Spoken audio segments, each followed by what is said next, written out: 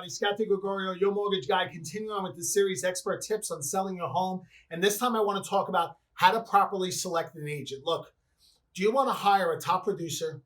Do you want to hire somebody brand new? Or do you want to hire your friend who happens to have a real estate license? And guys, this is a big controversial topic, and I want to break it down, and I'm just going to be real with you. This is probably going to upset some people, but whatever, okay? So look, let's just talk about the real estate industry first off as a whole, okay?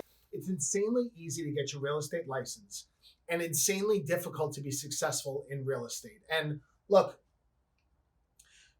I will tell you this, when you're done getting your real estate license, you don't know jack about selling real estate because they don't teach you real world stuff.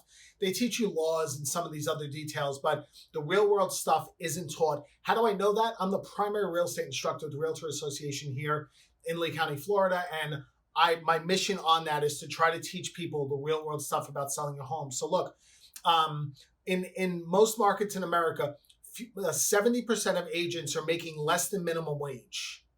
Think about that.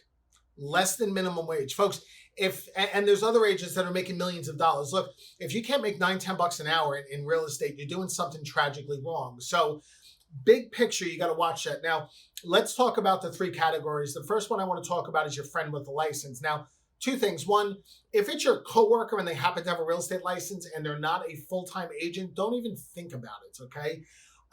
So if it's a part-time gig, I talk a lot about the difference between a real estate license holder and a real estate professional. And man, the gap there is enormous, okay? So if your friend has a real estate license, don't consider it. Well, what if your friend's a top agent? Well, there's a saying in the business that friends and family deals are the worst. And the challenge with hiring your friend, I'm not saying not to do it, just be mindful of this, is are you going to hold them to the same level of accountability as you would hire somebody who wasn't your friend?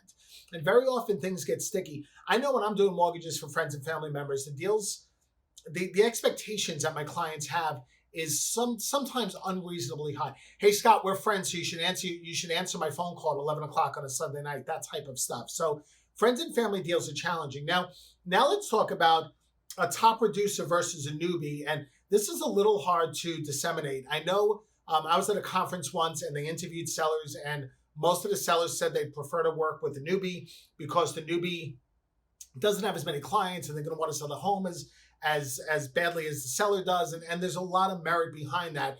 The other piece of it, though, that I would tell you is this. If you're going to hire somebody new, make sure they have a good team behind them, whether that's a good brokerage or maybe they're actually a member of a real estate team.